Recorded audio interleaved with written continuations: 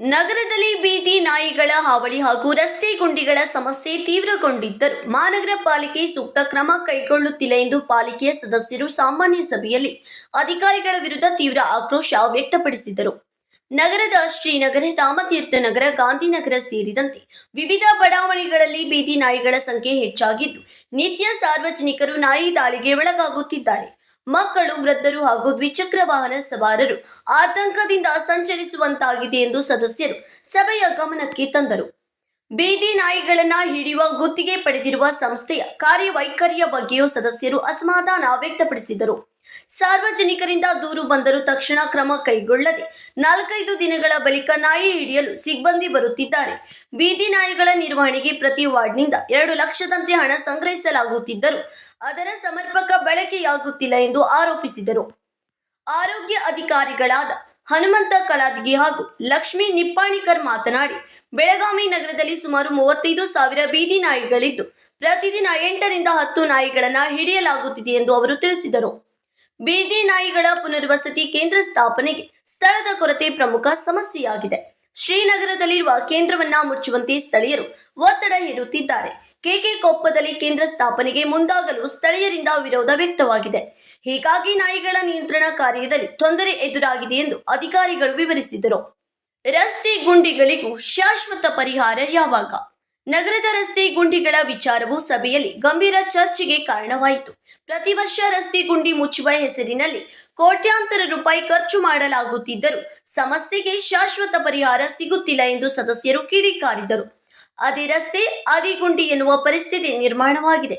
ಗುಂಡಿ ಮುಚ್ಚಿದ ಕೆಲವೇ ದಿನಗಳಲ್ಲಿ ಮತ್ತೆ ರಸ್ತೆ ಹಾಳಾಗುತ್ತದೆ. ಕಳಪೆ ಕಾಮಗಾರಿಕೆ ನಡೆಸುವ ಗುತ್ತಿಗೆದಾರರ ವಿರುದ್ಧ ಕ್ರಮ ಕೈಗೊಳ್ಳದೆ ಪ್ರತಿ ವರ್ಷ ಮತ್ತೆ ಅದೇ ಕಾಮಗಾರಿಕೆಗೆ ಹಣ ಖರ್ಚು ಮಾಡಲಾಗುತ್ತಿದೆ ಎಂದು ದೂರಿದರು.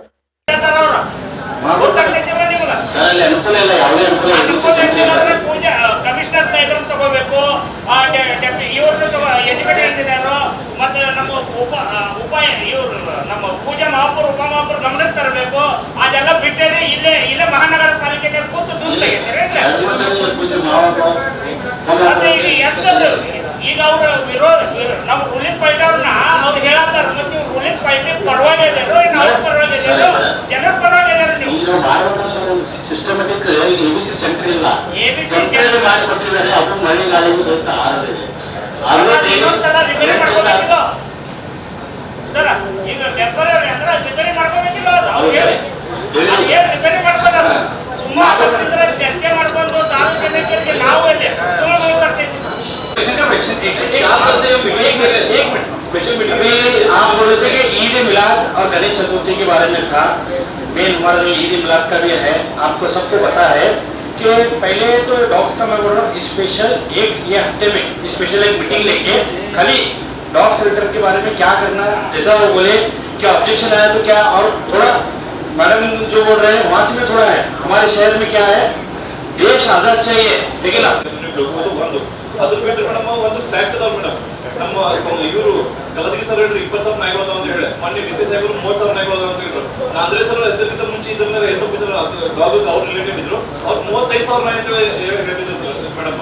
ಅಂದ್ರೆ ನಾಯಿಗಳ ಸಂಖ್ಯೆ 35ರಿಂದ 20 ಯಾವಾಗ ಒಂದು. ಆಮೇಲೆ ಇದನ್ನು ಹಿಂಗ್ ಮಿಸ್ಗೈಡ್ ಯಾಕೆ ಮಾಡಿದ್ರೆ ಬೆಳಗಾವಿ ಸಿಟಿ ಒಳಗ ಅಂದಾಜು ಇಲ್ಲಿಂದ 40ರಿಂದ 45,000 ನಾಯಿಗಳು ಅದಾವ ಮೇಡಮ್.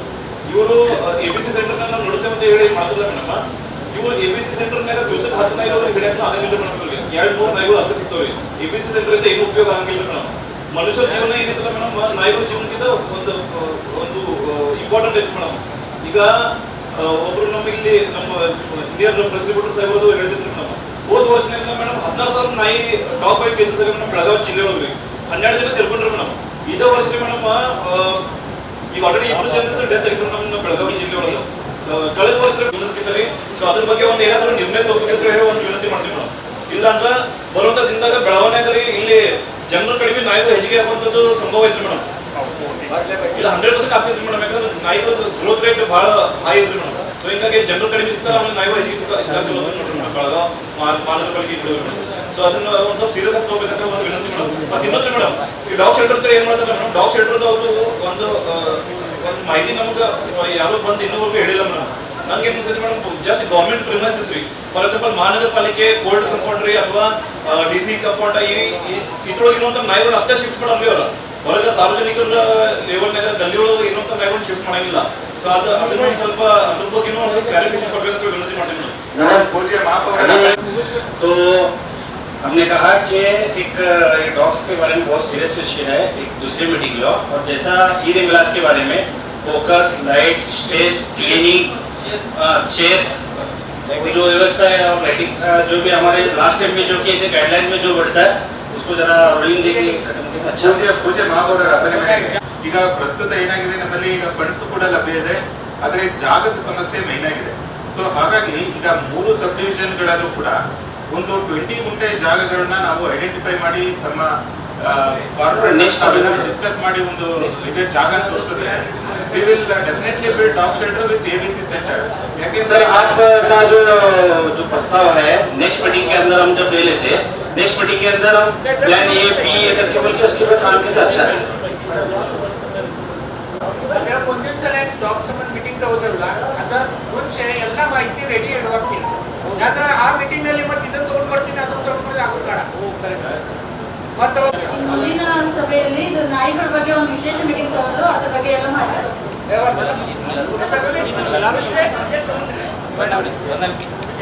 ಹಾಗೆ ಈದ್ ಮಿಲಾದ್ ಹಬ್ಬದ ಪ್ರಯುಕ್ತ ಸಕಲ ಸಿದ್ಧತೆ ಮತ್ತು ಮುಂಜಾಗ್ರತಾ ಕ್ರಮ ಕೈಗೊಳ್ಳುವಂತೆ ಪಾಲಿಕೆಯ ಎಲ್ಲ ಅಧಿಕಾರಿಗಳಿಗೆ ಸೂಕ್ತ ಸೂಚನೆ ನೀಡಲಾಗಿದೆ.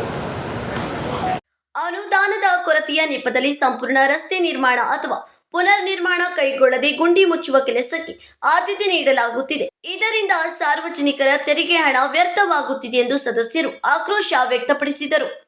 ಪಾಲಿಕೆ ಆಯುಕ್ತ ಎಂ ಕಾರ್ತಿಕ್ ಪ್ರತಿಕ್ರಿಯಿಸಿ, ರಸ್ತೆ ನಿರ್ವಹಣೆಗೆ ಪ್ರತಿ ವರ್ಷ ದಕ್ಷಿಣ ವಲಯಕ್ಕೆ 80 ಲಕ್ಷ, ಉತ್ತರ ವಲಯಕ್ಕೆ 80 ಲಕ್ಷ ಹಾಗೂ ಕೇಂದ್ರ ವಲಯಕ್ಕೆ 90 ಲಕ್ಷ ಸೇರಿದಂತೆ ಒಟ್ಟು 2.50 ಕೋಟಿ ಅನುದಾನ ಮೀಸಲಿಡಲಾಗುತ್ತಿದೆ ಎಂದು ತಿಳಿಸಿದರು. ಮೇಯರ್ ಪ್ರೀತಿ ಕಾಮಕರ ಮಾತನಾಡಿ, ರಸ್ತೆ ಗುಂಡಿ ಮುಚ್ಚಿದ ಬಳಿಕ GPS ಫೋಟೋ, ಗುಂಡಿಯ ಅಗಲ ಮತ್ತು ಉದ್ದ ಸೇರಿದಂತೆ ಸಂಪೂರ್ಣ ವಿವರಗಳನ್ನು ದಾಖಲಿಸಬೇಕು. ಕಾಮಗಾರಿಗೆ ಪೂರ್ಣಗೊಂಡ ನಂತರ ಸಂಬಂಧಪಟ್ಟ ವಾರ್ಡ್ ಸದಸ್ಯರಿಂದ ಒಪ್ಪಿಗೆ ಪತ್ರ ಪಡೆಯುವುದು ಕಡ್ಡಾಯ. ಒಪ್ಪಿಗೆ ಪತ್ರ ಪಡೆಯುವವರೆಗೂ ಗುತ್ತಿಗೆದಾರರಿಗೆ ಬಿಲ್ ಪಾವತಿಸಬಾರದು ಎಂದು ಅಧಿಕಾರಿಗಳಿಗೆ ಸೂಚಿಸಿದರು. ನೀರಿನ ಕಾಮಗಾರಿಕೆಯ ದಾಖಲೆ ಕೇಳಿದ ಸದಸ್ಯ ರವಿ ತೋತ್ರೆ ಮಾತನಾಡಿ, ಕುಡಿಯುವ ನೀರಿನ ಕಾಮಗಾರಿಕೆಗೆ ಸಂಬಂಧಿಸಿದ KSWDS ವಿಶ್ವ ಬ್ಯಾಂಕ್ ಯೋಜನೆ ಅಡಿ 4 ರಿಂದ 5 ಕೋಟಿ ವೆಚ್ಚ ಮಾಡುತ್ತಿದೆ. ಈ ಕಾಮಗಾರಿಕೆಗಳ ಬಿಲ್ಗೆ ಪಾಲಿಕೆ ಆಯುಕ್ತರು ಒಪ್ಪಿಗೆ ಪ್ರಮಾಣ ಪತ್ರ ನೀಡುತ್ತಿದ್ದಾರೆ.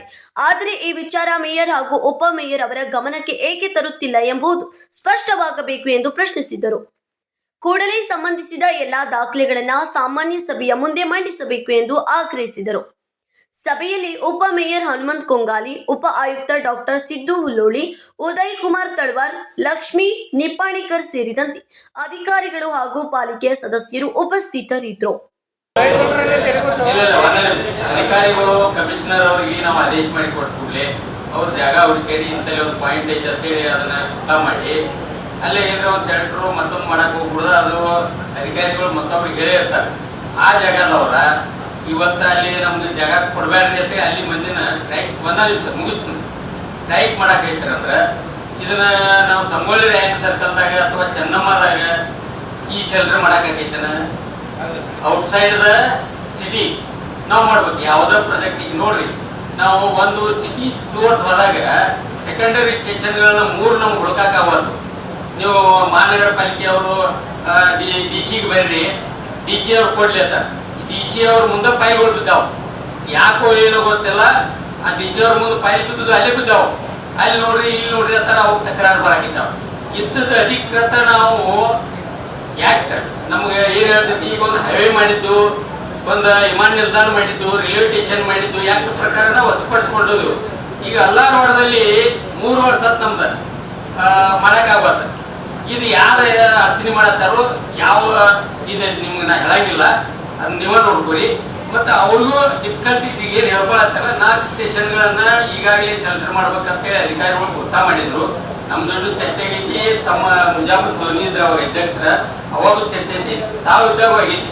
ಬಟ್ ಡಿಫಿಕಲ್ಟೀಸ್ ಏನಪ್ಪಾ ಅಂದ್ರೆ ಅವ್ರಿಗೆ ಅಧಿಕಾರಿಗಳು ಎಲ್ಲಿ ಗುರ್ತಾಗಿಸ್ತಾರೋ ಎಲ್ಲಿ ಜಾಗ ಹುಡುಕ್ತಾರೋ ಅದು ಇಮಿಡಿಯೇಟ್ಲಿ ಅಲ್ಲಿ ಅವ್ರು ಆಕ್ಟಿವ್ ಆಗಿ ಪಬ್ಲಿಕ್ ಅನ್ನ ತಂದು ನಿಲ್ಲಿಸಿ ಹೋರಾಟ ಮಾಡಿ ಅದನ್ನ ಹೊಡೆದಂಗೆ ನೋಡ್ಕೊಳತ್ತ. ಫಂಡ್ ಐತಿ. ಫಂಡ್ ಎಲ್ಲರೂ 2 ಲಕ್ಷ ರೂಪಾಯಿ ತೆಗೆದಿಟ್ಟಿದ್ದೀವಿ. ಅದಲ್ಲದೆ ನಮ್ಮ ಮಹಾನಗರ ಪಾಲಿಕೆ ಇನ್ನೂ ಒಂದು ಫಂಡ್ ಬಂದದ. ಎಲ್ಲ ರೆಡಿ ಐತಿ. ಇನ್ಫ್ರಾಸ್ಟ್ರಕ್ಚರ್ ಮಾಡ್ಕೊಂಡು ನಾವು EPC ಮಾಡ್ಕೋಬೇಕು. ಇದ್ದದ್ದು ಒಂದು ದನಗಳು ಇದ್ದದ್ದು ಅಲ್ಲಿ ಬಂದಾತು. ಅದಕ್ಕೆ ಒಂದಿಟ್ಟು ನಮ್ಮ ಅಂದ್ರೆ ಜಿಲ್ಲಾಡಳಿತದಿಂದ ಸಹಕಾರ ಆಗಬೇಕು.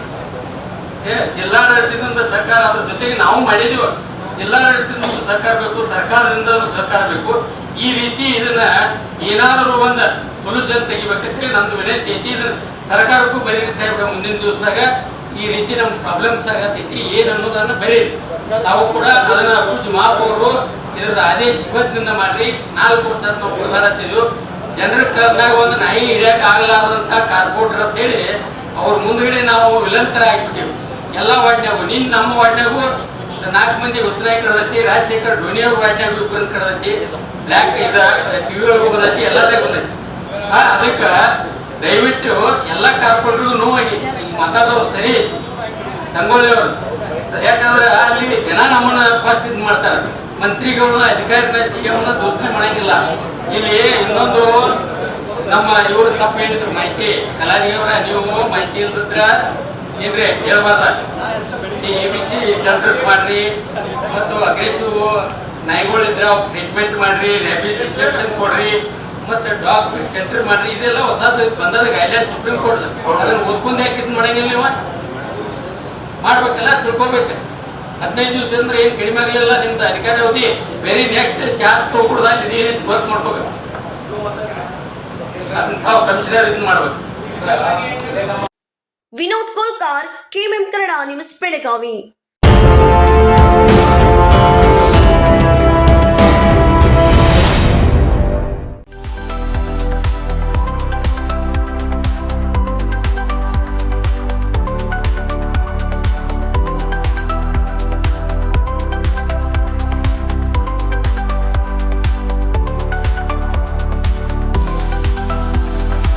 आदर्श ड्रेस सर्कल केवल पुरुषों के लिए लाए हैं ब्रांडेड शर्ट्स, टी-शर्ट्स और जीन्स की नवीनतम रेंज।